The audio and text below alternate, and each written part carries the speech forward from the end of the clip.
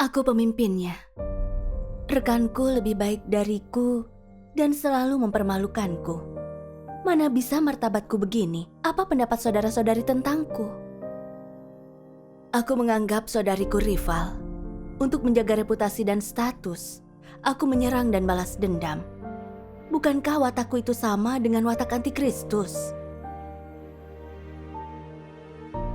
Aku tidak boleh menyerang dan mengecualikan saudariku demi status. Aku harus belajar menerima pengawasan, mencari kebenaran dan mengatasi masalah bersama.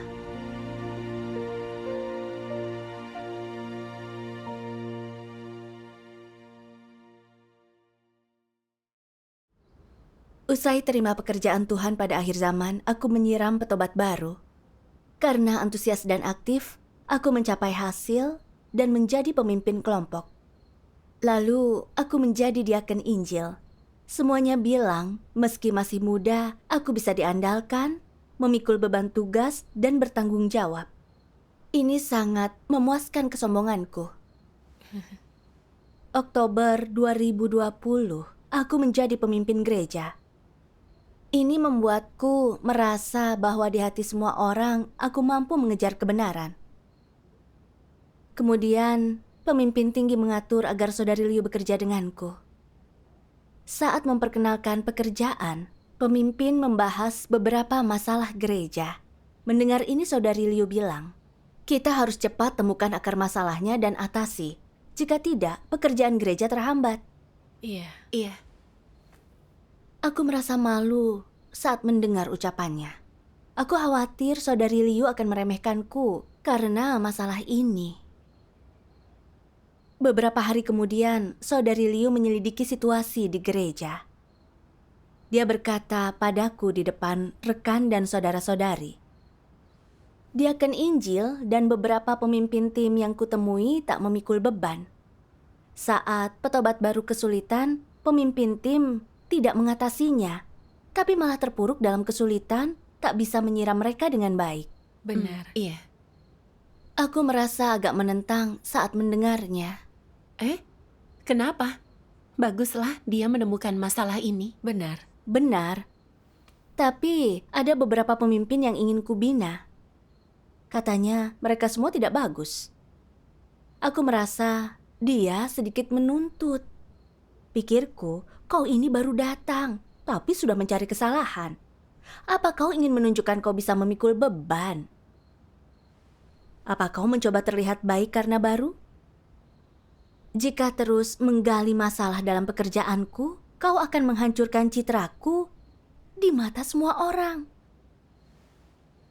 Aku menahan amarah dan berkata, pertanyaan-pertanyaanmu ini benar.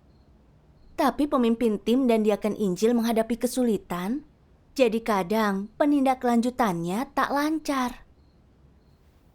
Mendengar ini dia bilang, ini bisa diatasi dengan mempersekutukan kebenaran. Jika bisa menerima kebenaran dan paham kehendak Tuhan, mereka akan memikul beban dalam tugas. Benar. Kuncinya adalah apakah kita mempersekutukan kebenaran. Tepat. Perkataannya benar. Iya. Memaklumi kesulitan semua orang membuat penyiraman ke petobat baru tak lancar. Itu bisa menunda pekerjaan. Itu benar. Tapi aku tak menerimanya dengan baik, lalu makin marah. Pikirku, maksudmu aku tak bisa bersekutu tentang kebenaran? Pandanganku tentang Saudari Liu berubah. Dia tidak kuanggap rekan dan penolongku, tapi lawan. Jika ini berlanjut, cepat atau lambat dia yang akan memimpin.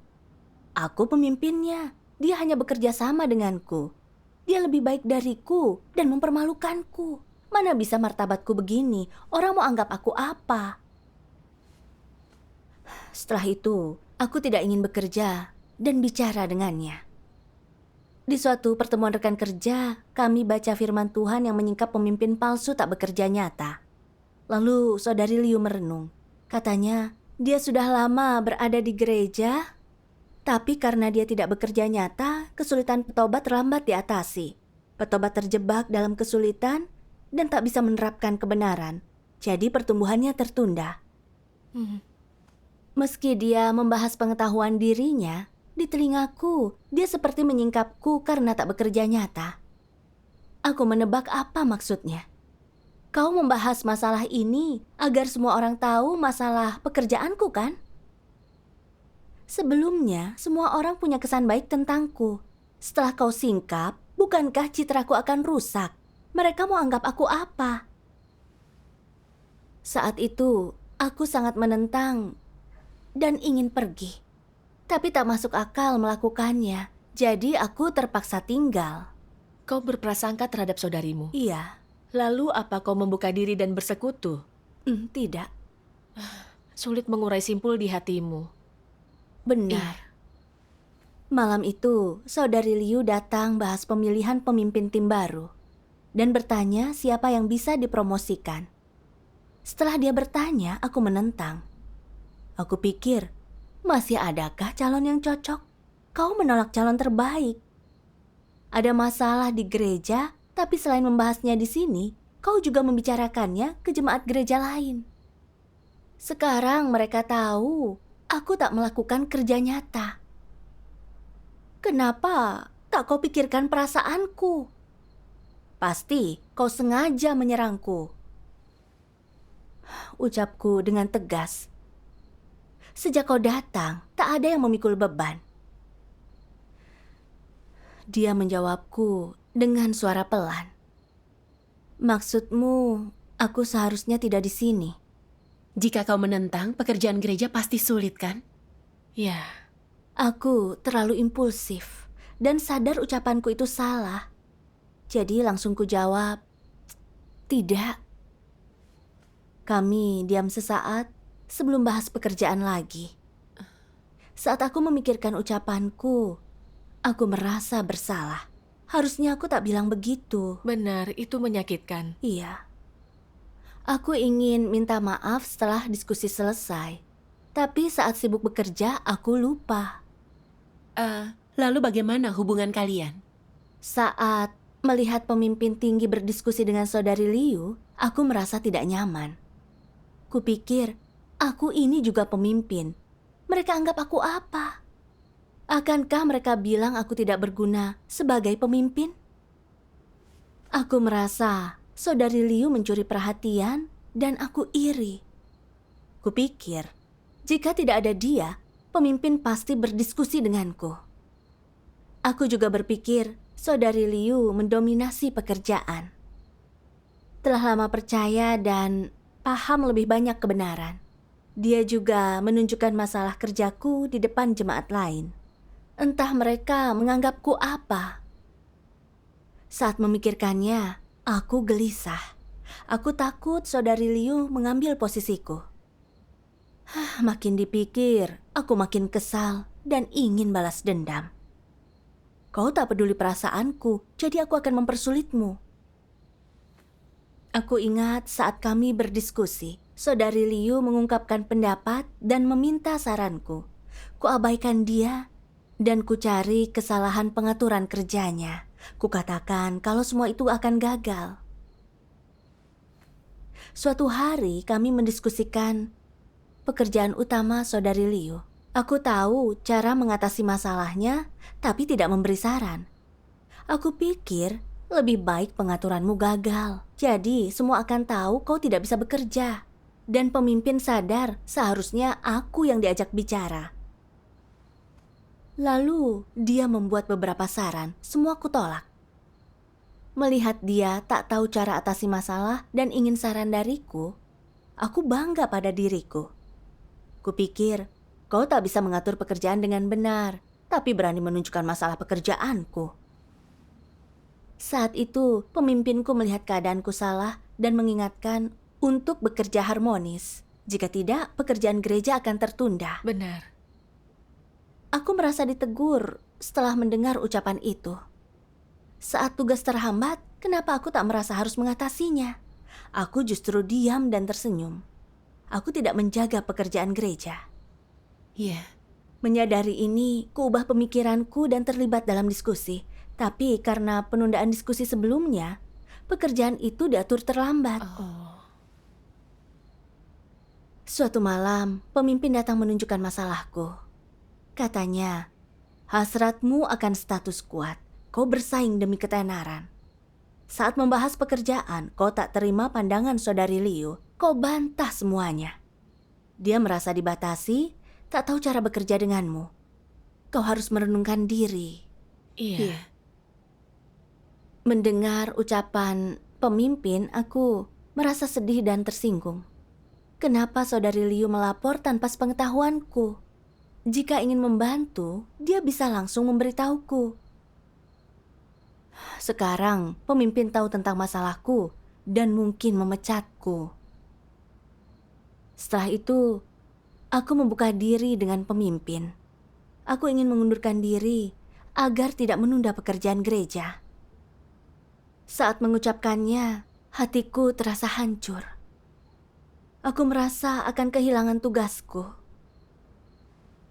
Pemimpin berkata, saat ada masalah, kita tak bisa menghindar. Kita harus mencari kebenaran dan merenung. Iya. Saudari Liu bisa menemukan masalah, artinya dia bisa memikul beban. Bukankah ini bermanfaat bagi pekerjaan gereja? Benar. Kenapa kau tak tangani dengan benar? Kau iri dan takut dia melampauimu. Hasratmu akan status kuat.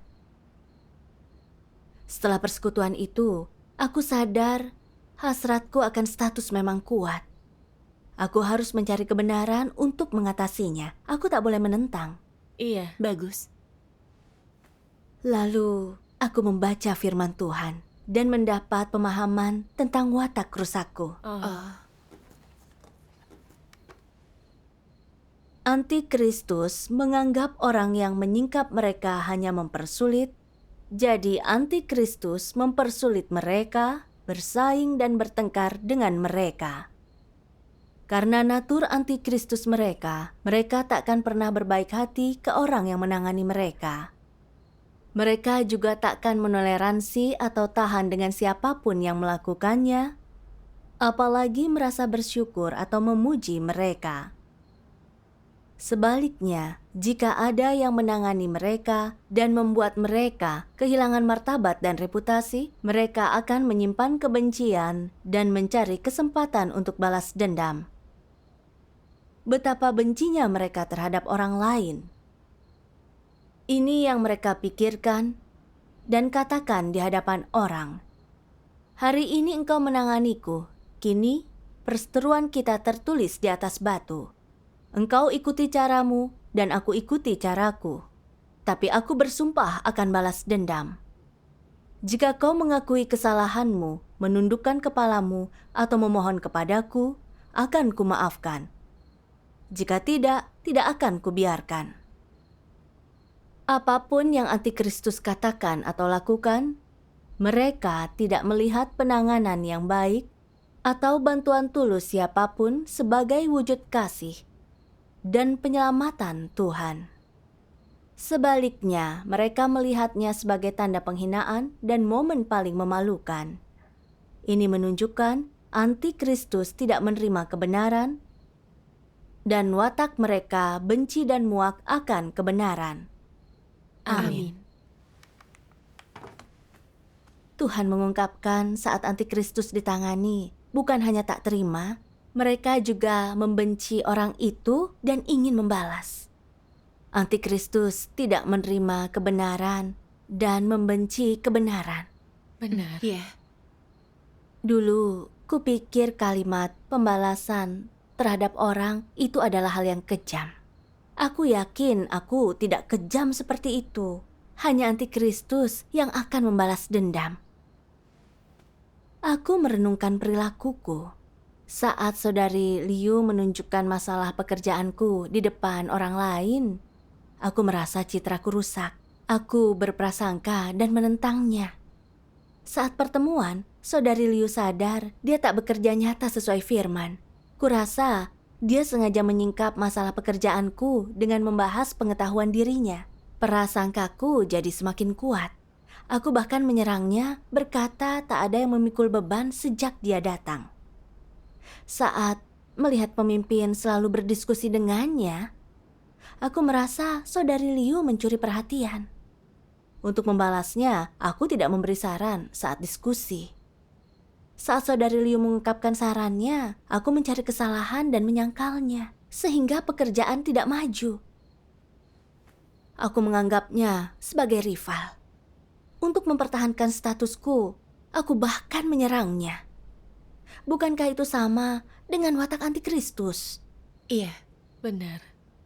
Di luar itu, aku memikirkan fakta dia menunjukkan masalah pekerjaanku. Jika aku cari kebenaran untuk merenung dan membalikkan keadaan, masalah itu bisa cepat diatasi. iya, Itu akan bermanfaat. tepat.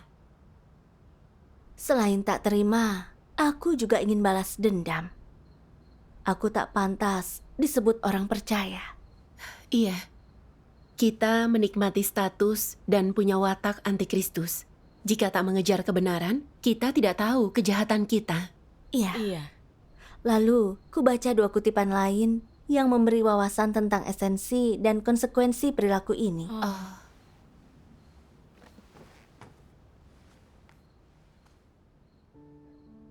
Tuhan Yang Maha Kuasa berfirman, salah satu ciri utama dalam natur antikristus adalah kejahatan.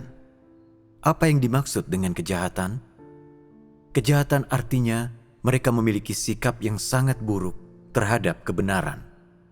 Bukan saja tidak tunduk pada kebenaran, dan bukan saja tidak mau menerimanya, tetapi bahkan mengutuk orang yang memangkas dan menangani mereka. Itulah watak jahat antikristus. Antikristus menganggap siapapun yang menerima dirinya ditangani dan dipangkas rentan terhadap intimidasi, dan menganggap orang yang selalu menangani dan memangkas orang lain adalah orang yang ingin selalu mengganggu dan mengintimidasi orang lain. Jadi, antikristus akan menentang siapapun yang menangani dan memangkas mereka, dan mereka akan menyulitkan orang itu. Dan siapapun yang menyebutkan kekurangan atau kerusakan antikristus atau mempersekutukan kebenaran dan kehendak Tuhan kepada mereka, atau membuat mereka mengenal diri mereka sendiri, mereka menganggap orang itu sedang mempersulit mereka dan sedang memandang mereka dengan rasa curiga.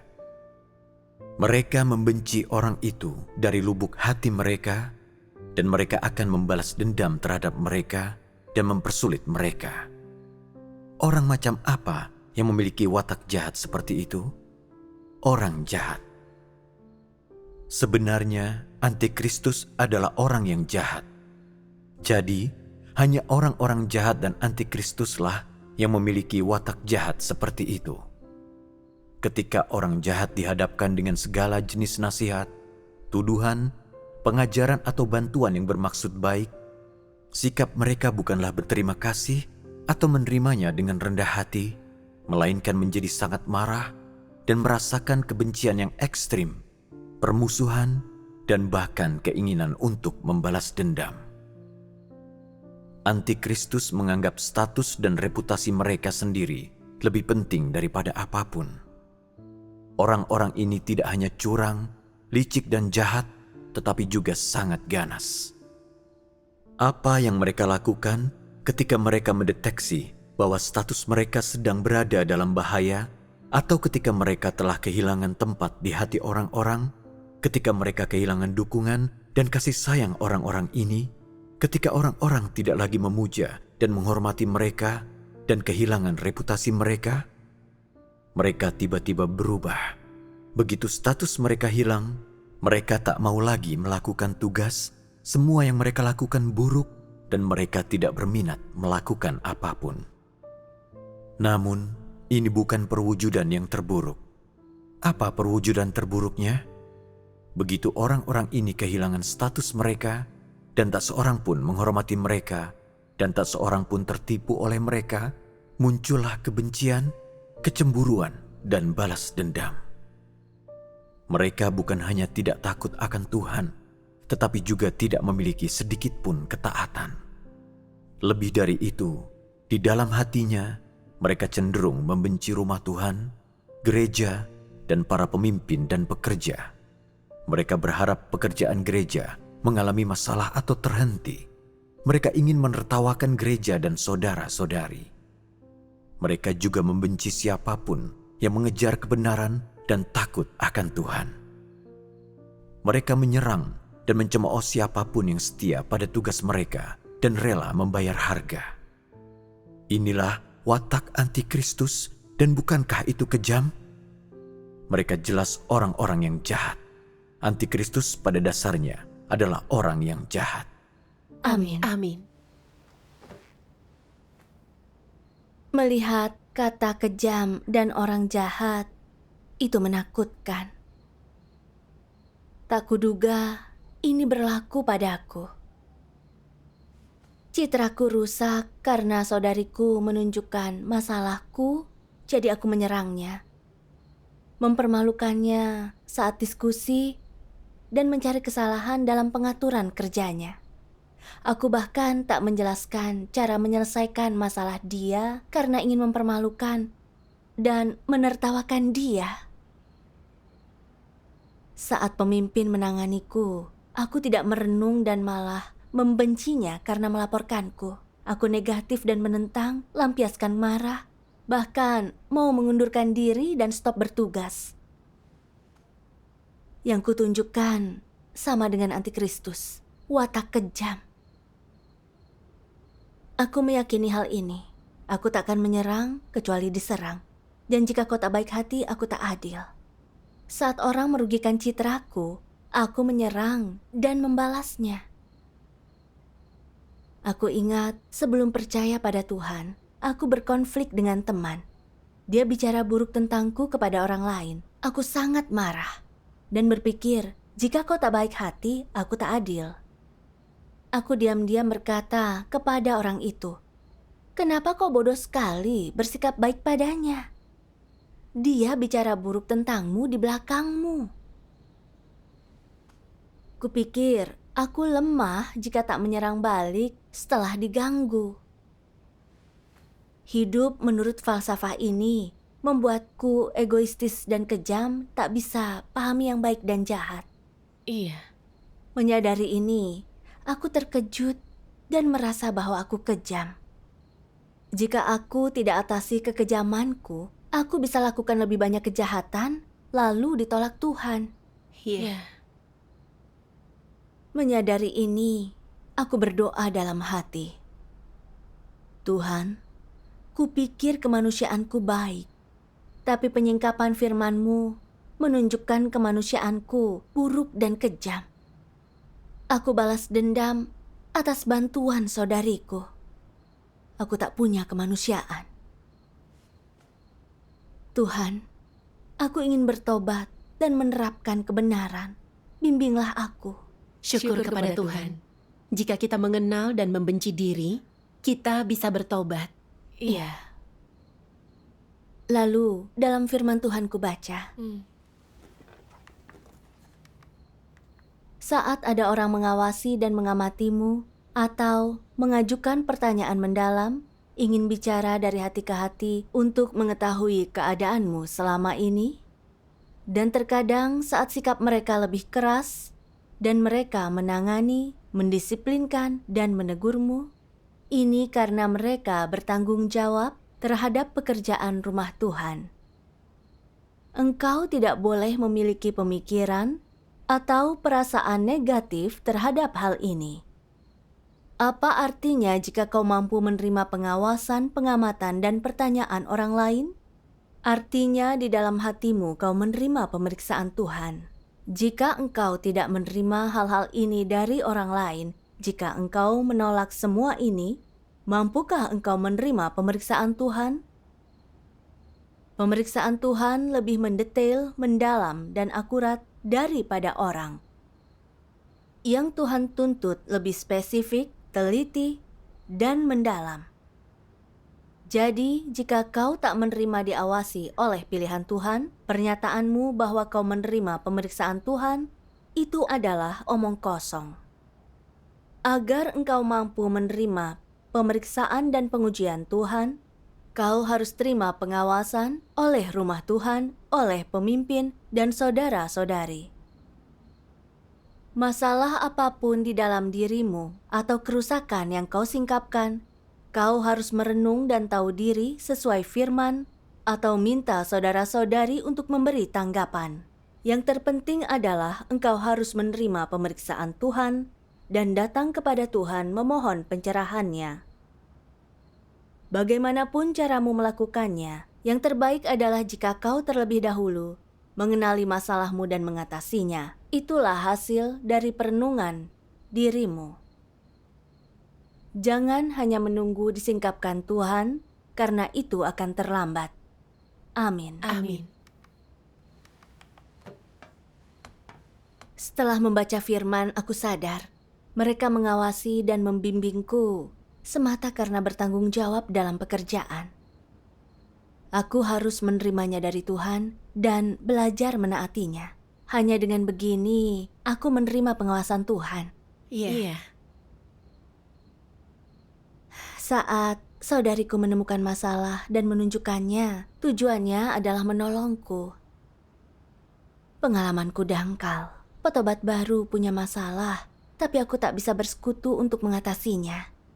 Aku hanya mengatur pekerjaan tanpa tindak lanjut atau bantuan lagi. Aku tak paham prinsip mengatur staf. Tapi saudari Liu memahami kebenaran. Jadi jika kami bekerja sama, pekerjaan akan terbantu dan aku bisa belajar dan berkembang lebih cepat. Iya, kalian akan saling melengkapi. Benar. Aku baru paham kenapa Tuhan mengharuskan kita bekerja sama, bukan bertindak sendirian. Itu karena watak orang rusak. Jadi kita perlu saling mengawasi dan membantu untuk menghindari kesalahan. Memikirkan ini, aku merasa sangat bersalah. Aku tak bisa lagi hidup untuk statusku. Aku harus belajar melepaskan diri, menerima pengawasan dan bimbingan, bekerja sama dengan saudariku, mencari kebenaran, mengatasi masalah, dan bertugas dengan benar. Syukur kepada Tuhan. Setelah itu, aku ingin membuka diri kepada saudari Liu untuk menyingkap kerusakanku dan minta maaf. Aku terkejut saat pemimpin mengirimku ke gereja lain. Setelah berpisah dari saudari Liu, aku punya banyak penyesalan. Dalam hati aku berdoa. Sejak saat itu, aku ingin bertugas dengan benar dan perbaiki watak rusakku. Bagus. Kemudian di gereja baru, aku mengabdikan diri. Suatu hari, saudari Li yang di bagian penyiraman menanyakan situasi pertemuan petobat baru. Saudari Li memberiku saran. Kau selalu pergi ke pertemuan lain, jarang ikut pertemuan petobat baru, yang membuat pemimpin tampak absen. Tak ada orang yang mengenalmu, akan sulit menindaklanjuti kesulitan mereka kelak. Iya, Benar. Tingkat pertumbuhan mereka kecil dan butuh dukungan. Iya. Benar. Mendengar ucapannya, aku tercengang. Amarahku memuncak. Bagaimana kau menyebutku pemimpin yang absen? Maksudmu, aku tak bekerja nyata dan tak berguna. Kau terlalu keras. Aku bukannya tak bekerja, tapi menindaklanjuti pekerjaan lain. Kau yang bertugas di kelompok ini, kenapa tak bertanggung jawab? Jangan semuanya aku. Jika pemimpin tinggi tahu ini, tidakkah mereka pikir bahwa aku tak bekerja nyata? Tidak bisa. Aku harus menemukan penyimpangan dalam pekerjaanmu. Saat memikirkan itu, aku sadar keadaanku salah. Saudariku menunjukkan masalahku, lalu bukannya merenung. Aku berpikir, dia keras dan ingin mencari masalah dalam pekerjaannya. Aku menolak kebenaran dan coba membalas lagi. Iya. Begitu sadar, aku berdoa dalam hati. Ya Tuhan, saudari Li menunjukkan masalah ini karena pengaturanmu. Tapi hatiku menentang, melawan kehendak-Mu. Aku ingin taat dan merenung. Syukur kepada Tuhan. Setelah berdoa, aku merasa tenang dan mulai merenung. Aku sadar aku punya masalah. Aku bergantung kepada saudari Li. Dia yang mengurus penyiraman petobat baru, jadi aku santai dan lepas tangan. Sebagai pemimpin, aku jarang tahu kesulitan para petobat baru. Aku tak memenuhi tanggung jawabku. Ini perwujudan dari tak bekerja nyata. Benar. Lalu ucapku kepada saudari Lee, aku akan atur ulang waktuku. Sebelumnya aku tak menyadari ini, tapi ingin mengubahnya. Menerapkan ini luar biasa. Iya. Begitu mengenali masalahmu, kau lebih bisa menerima nasihat. Iya. Benar. Lalu aku menghubungi petobat baru dan hadir di pertemuan, serta menawarkan persekutuan. Ya, bertugas dengan cara ini aku merasa nyaman. Iya, Iya. syukur kepada Tuhan. Melalui ini aku sadar dengan menerapkan firman Tuhan dan belajar menerima pengawasan, bimbingan, dan penanganan, aku bisa mencapai perubahan. Iya, Syukur kepada Tuhan.